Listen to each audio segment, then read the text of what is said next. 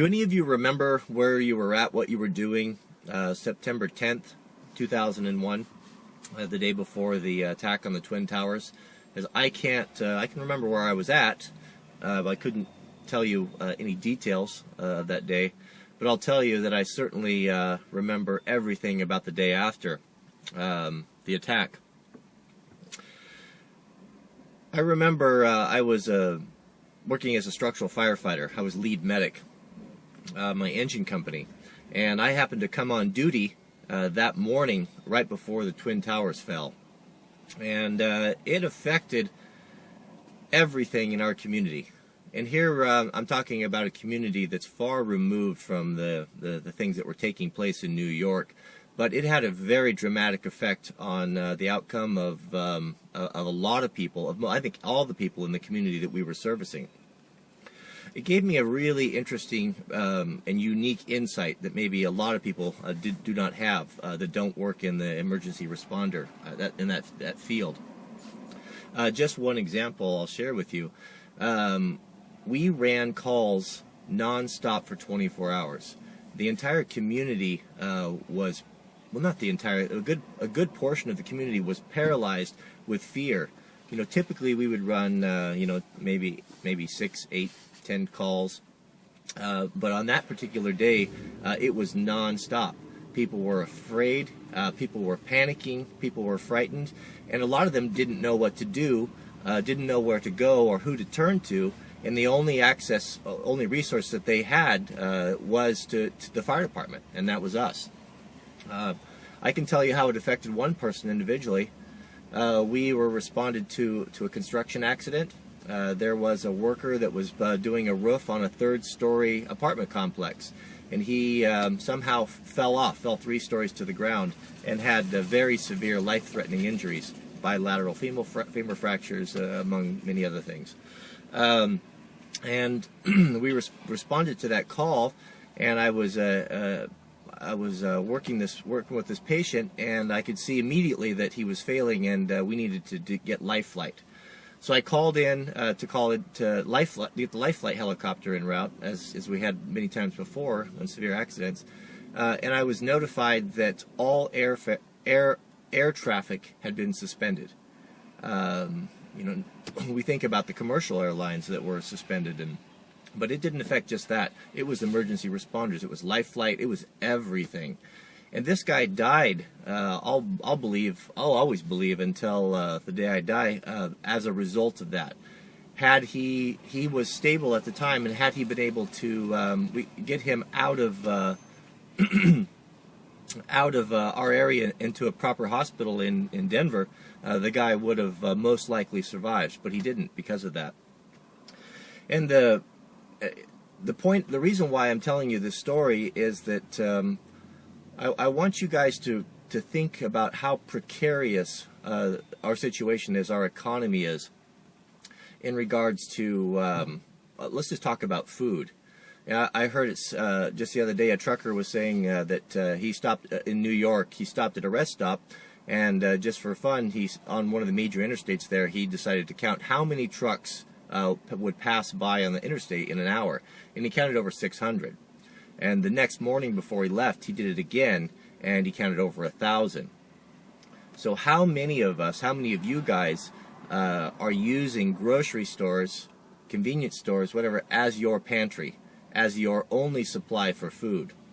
Is it really far-fetched? Is it really impossible to believe that there is something, an event, a catastrophe, a terrorist attack, could suspend, the federal government could suspend all international travel, all trucking? What do you think, how long do you think the food supplies are going to last in the grocery stores when the trucks are no longer hauling? I don't think it's a far-fetched at all.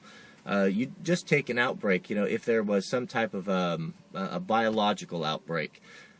I think that it's probably already in the plans to stop all international and interstate travel just to try to control the spread of this virus. And what do you think that's going to do to our food supplies? So, give some thought to that. If you're putting off making these preparations, planting a survival garden, or food stores, or taking necessary steps to be able to provide clean drinking water for your family if you don't have access to electricity, I really urge you to think long and hard. And if your spouse is not on board with this, you need to sit down and talk to him or her and make some hard decisions. Where are you going? What's your priority? What do you want? What is it? Looking after your family, and what steps do you need to take? It's really intimidating, I know, to get started preparing your family, especially if you don't have a lot of time or a lot of money. I know there's guys on YouTube that I watch that are so far advanced of what I'm doing that it is a little bit depressing. So I think, oh man, I have so far to go, so much to do. But it's those incremental steps. You just need to keep working at it. If you just set aside $20 a week, $50, or even if you could set $100 a week towards making these preparations, you really need to do that. You really need to get your husband and wife on board and the family working together. You really need to get intense. I like the analogy that Dave Ramsey makes for getting out of debt. He says, get gazelle intense. And what that means is, if you've ever watched nature shows, you see a lion or a tiger in Africa stalking the gazelle, and as soon as they catch wind of him, they go crazy to get rid of him. They're very intense. They're very focused on that task of survival. We need to have that intensity in getting our families in our homes prepped and ready for anything that could happen. It could happen at any time, and now is the time to prepare. And I really urge you to do that.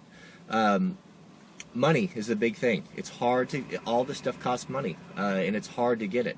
One thing that will really help is, we have been educated and taught in this country since the time we were little kids, just to be mega consumers, to buy and buy and buy the latest and the greatest. We have to have it, We have some of the best minds in the world are working for advertising agencies to get us to believe this myth, to get us to continue to spend, and acquire things that we really don't need.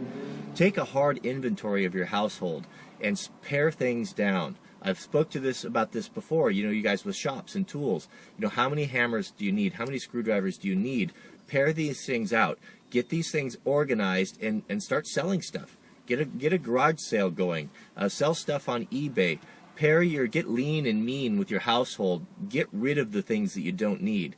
Get rid of the things that waste your time and sell them. Instead of sitting and watching a sports game, go through and inventory your household and start selling things. I would imagine that the majority of Americans could probably raise $5,000 pretty easily with selling stuff on eBay, garage sale, swap meets, whatever, even trading. Post ads on Craigslist. If you have an old fishing boat you don't use, trade that for something that would be more useful. But really take these steps and get started, and just do it, and get started now before it's too late. So these are just some things in my mind, and I want to share with you. So thanks for watching, and we'll see you later.